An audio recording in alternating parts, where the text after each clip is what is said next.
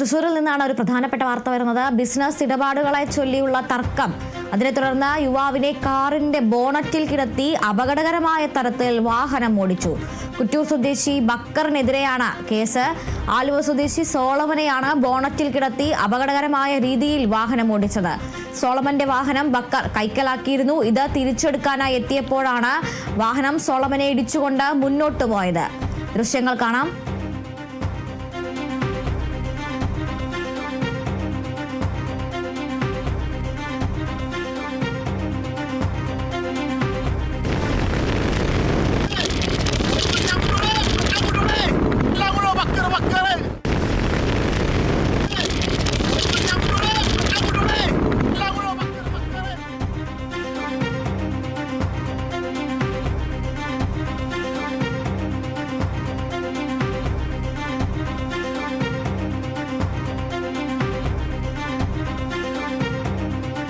തൃശ്ശൂരിലാണ് അപകടകരമായ ഒരു സംഭവം നടന്നിരിക്കുന്നത്.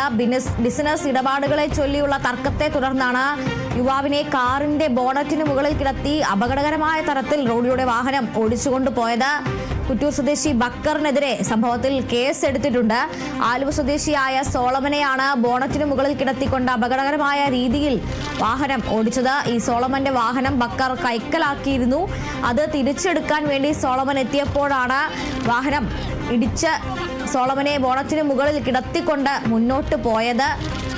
സംഭവത്തിൽ ഇപ്പോൾ വാഹനം ഓടിച്ചിരുന്ന കുറ്റൂർ സ്വദേശി ബക്കറിനെതിരെ കേസ് എടുത്തിട്ടുണ്ട്. യുവാവിനെ കാറിന്റെ ബോണറ്റിന് മുകളിൽ കിടത്തിക്കൊണ്ട് വേഗതയിൽ അപകടകരമായ തരത്തിലാണ് വാഹനം ഓടിക്കുന്നതെന്ന ദൃശ്യങ്ങളിൽ നിന്ന് വ്യക്തമാണ്. ബിസിനസ് സംബന്ധമായ തർക്കം, ബിസിനസ് ഇടപാടുകളുമായി ബന്ധപ്പെട്ട തർക്കത്തെ തുടർന്നാണ് ഈ ഒരു ആക്രമണം അല്ലെങ്കിൽ ഈ ഒരു സംഭവം ഉണ്ടായിരിക്കുന്നത്. യുവാവിനെ കാറിന്റെ ബോണറ്റിന് മുകളിൽ കിടത്തിക്കൊണ്ട് അപകടകരമായ രീതിയിൽ അശ്രദ്ധമായ രീതിയിൽ വാഹനം ഓടിക്കുകയായിരുന്നു. കുറ്റൂർ സ്വദേശി ബക്കറിനെതിരെ കേസ് എടുത്തിട്ടുണ്ട്.